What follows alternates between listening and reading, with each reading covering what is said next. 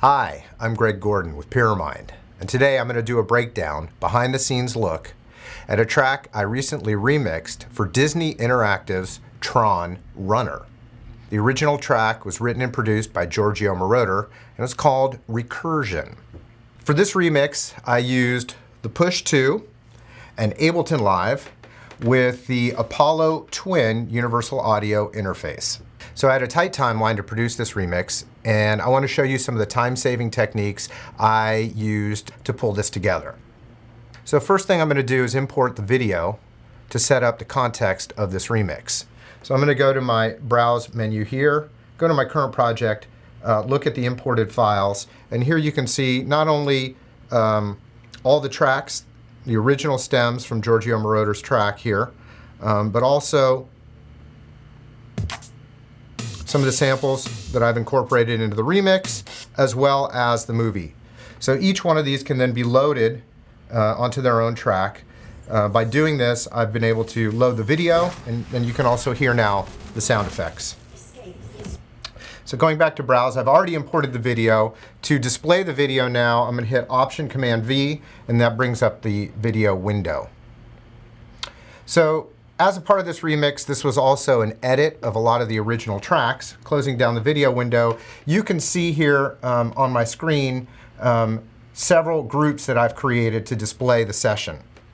The blue drums here are the original drums that I've edited into the remix itself. Let's see if we can see a little bit more of those here. There we go.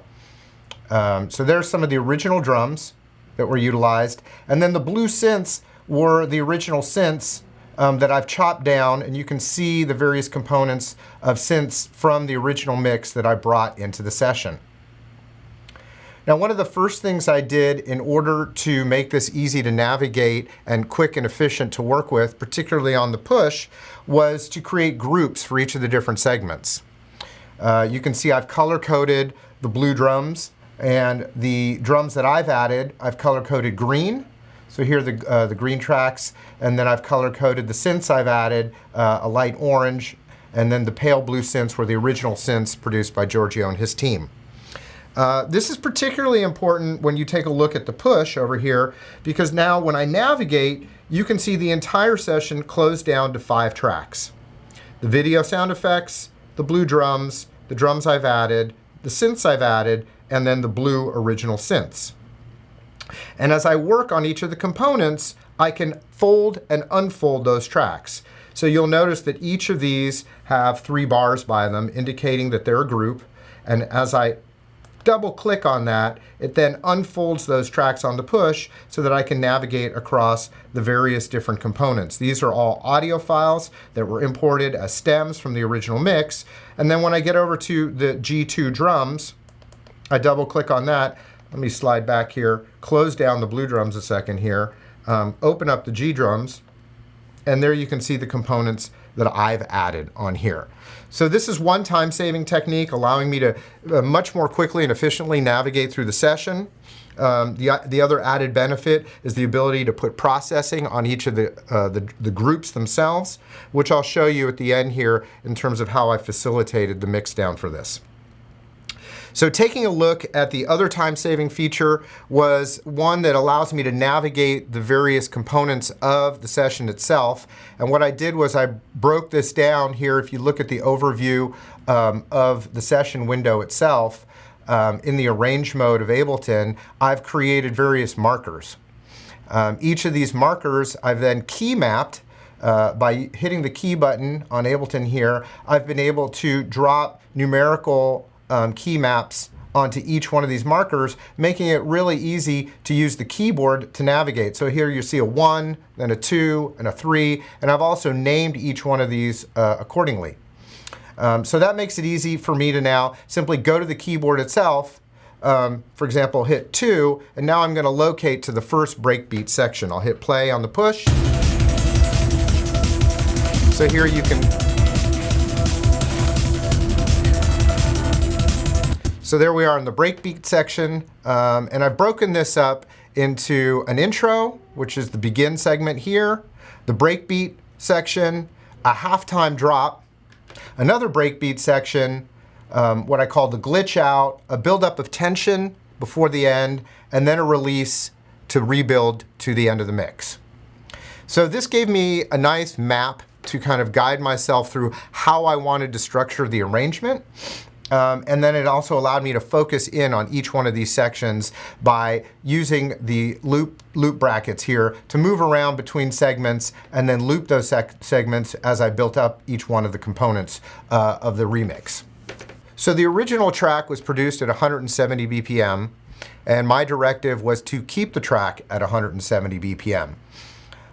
The original tracks delivered by Giorgio and his team were a combination of pulsating synths, analog synths of many different varieties and genres that you'll hear within the context of the track, with some great drums and other programming that I wanted to enhance with a grittier feel and even a more intense driving vibe. So I had to think about how I wanted to do that, and I came up with 3 distinct different drum feels that I wanted to use to build out the various sections of the remix. The very first one at the intro you'll hear is a glitch beat. I'm gonna solo that, holding the solo button down. Now you can hear just the glitch drums. You can also see there's an auto filter being automated on those. There's the automation on the auto filter. I'm gonna unsolo those. Let's stop the track for a minute. Take a look at how that was created. So in the session file, you're gonna be able to see here a actual sample of a glitch beat. Here it is right here. We can zoom into that a little bit. There's the glitch beat, and what I did was, in order to work with that in a more precise fashion and not have it be the same loop going throughout, I control-clicked on the file, brings up the contextual menu in Ableton Live, and allows me to slice this to a new MIDI track. Bringing up the slice to MIDI, I used the transients to create 1 slice per every transient that then created a MIDI file with a drum rack of that sample. Here you can now see the drum rack, and there's the many of the different components of the glitch beat. And rather than painstakingly trying to go in and resequence each one of these sounds, I went into the MIDI file itself and using highlighting and selecting various notes throughout the context of this MIDI file sequence, I used the invert function within Ableton to change around the arrangement, and you'll see how instead of these straight lines going up and down, which would signify each note, each transient being played in the order it was cut from the original sample, I've kind of inverted these around to kind of mix it up and give it a different feel. Now I did a similar thing with the breakbeat that comes in section 2 over here. Here's the original sample of the breakbeat. We can unmute that and then solo it as well. So there's a breakbeat section here. I'm going to now unsolo that, and I'm going to remute it because I did the same kind of thing here where I exported that to a MIDI file, giving me what you can see here is the same transient line, and that's the original beat loop exported out to a MIDI file. You can hear from the beginning. There's the original breakbeat and its feel, how it was imported as a MIDI file, and now resequenced. One of my favorite features of the resequencing capabilities here is using the repeater. I've used that on several occasions here for snare fills, for kick fills, and for hi-hat parts. It's really nice. It's also very nice to be able to use the velocity on the push itself to control the dynamics. I also exported on the breakbeat itself. I've exported, if we look at the devices again, I exported that breakbeat not just to a drum rack, but I also exported it to a simpler. This is a really cool feature on the Push 2 that allows you to take a sample, slice it up, much like I did with MIDI, but now I'm doing it with the audio file itself, creating slices of the audio file and putting them into a sampler or in this case, the simpler in Ableton.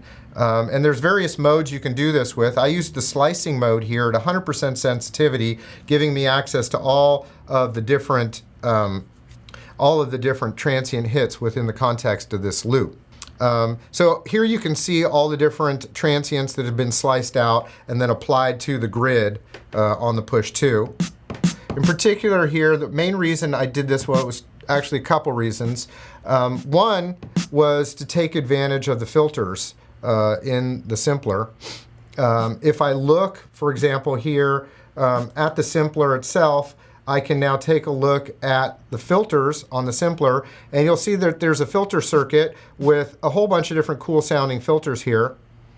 And I wanted to kind of gritty this up a little bit. So instead of using a clean filter, I've used the OSR filter with some filter drive.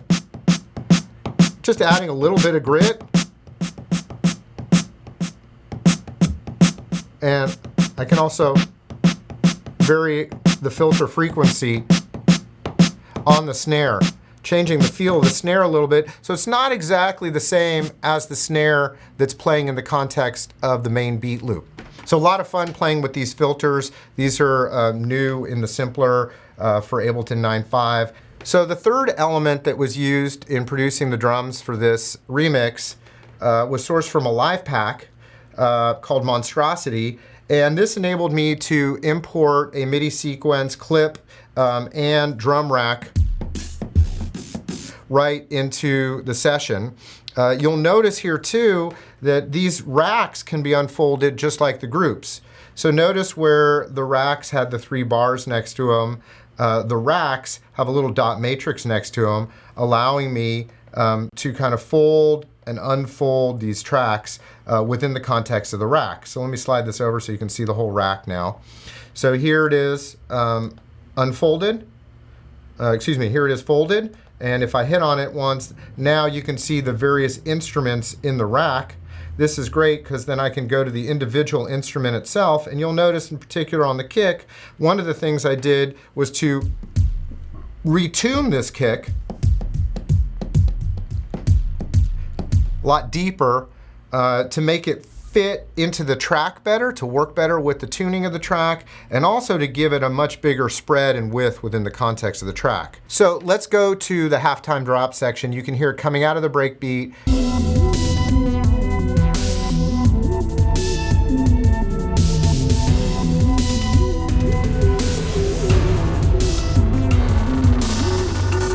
Now you'll hear the fill, and back into the breakbeat section again we go. So one of the elements that I used to help the breakbeat section have that really driving feel was to creating a pulsating bass line to go with it, and also to work with all of the great pulsating synths that Giorgio had already laid in here. And I kind of edited the two to work together, and let's take a look at that.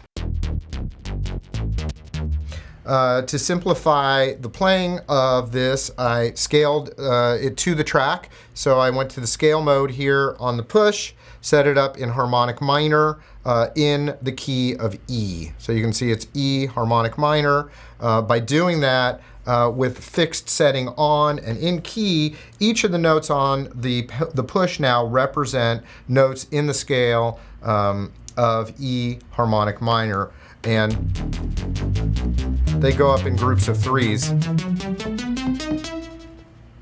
And I'll show you how I did the same thing with the lead melody on the break as well. But for the bass, another great time-saving tool to sequence this in, especially at that fast pace, rather than trying to draw all of the notes in, you can see here on the bass line itself, if we take a look at break bass, each one of these particular segments on the break bass line are made up of a series of very fast repeating 16th notes. So what I did, right, there it is, there's the pad I'm using, or the patch itself, by going into repeat mode,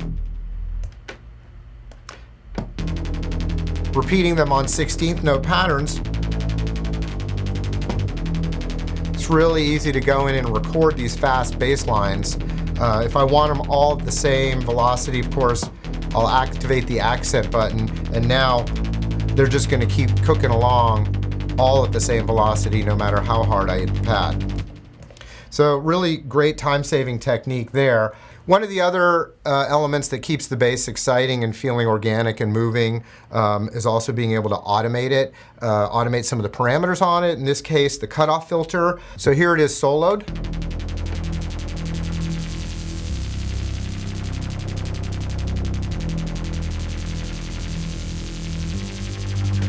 So what I'm doing here is automating the filter cutoff while automating the resonance, so giving it this sense of dual motion along with this fast repeating pulsing feel, adding just a level of tension and excitement to the track.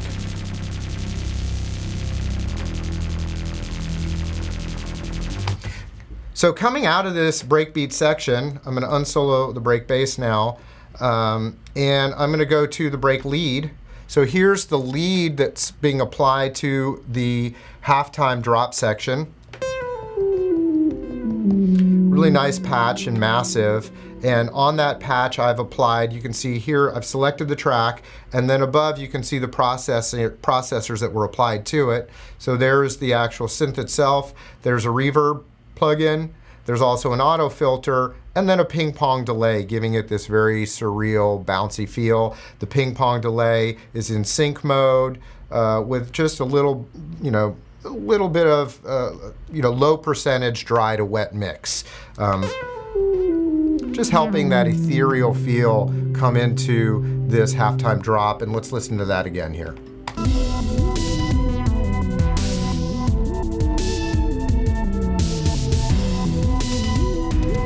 So last thing I want to show you here before we get to the final mix point is on the original synths. These were all really beautiful, lush synths that were sent to me as the stem set. And what I wanted to do, just to give them a little edge within the context of the mix, wanted to add a little grit to these. And to do that, I applied some overdrive. And this just made them pop out a little bit more in the context of this mix. Let's listen to what some of that sounds like. If I solo up, for example, this blue synth here, you'll notice I've got an overdrive plugin instantiated on this track. And let's hear it, right now it's at a 50% dry wet blend. Here's the original. Pulsing, groovy, warm, and bleeding now. I'm gonna start adding some of this overdrive. Adding just a little bit of grit to it. Don't wanna overdo it.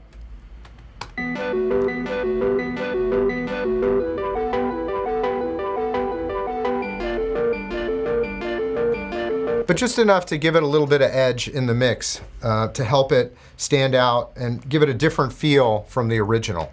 And last but not least, I can also, on each of the groups, use the sends within the context of the mix itself. So if I go back over here, you'll see if I hit the mix window, I can go to the sends, and you'll notice here that on the two synths, I've got send A up, and send A is feeding to a convolution reverb that I have on one of the auxiliary returns.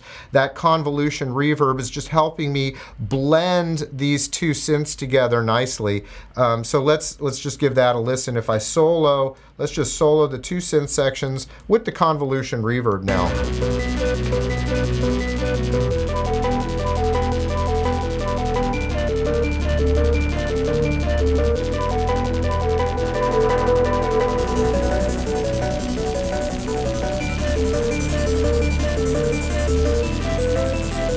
So this is really helping me blend Giorgio Moroder's original tracks with the ones that I've added in here, making them feel like they're all intentionally working together.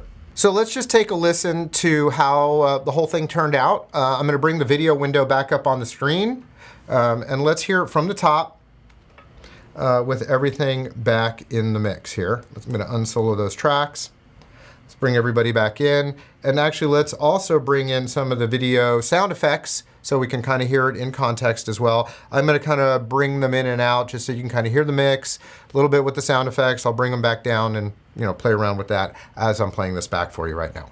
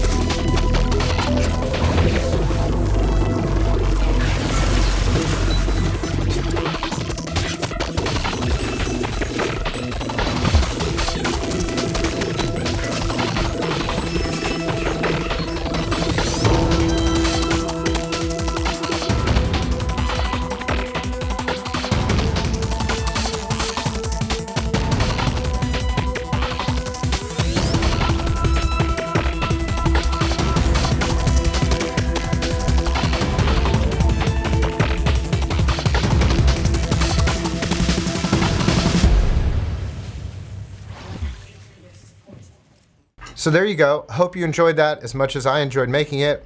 Many thanks to the team at Disney Interactive and Giorgio Moroder for creating this amazing opportunity. For more information about Pyramind, visit us at www.pyramind.com. Talk to you soon. Take care.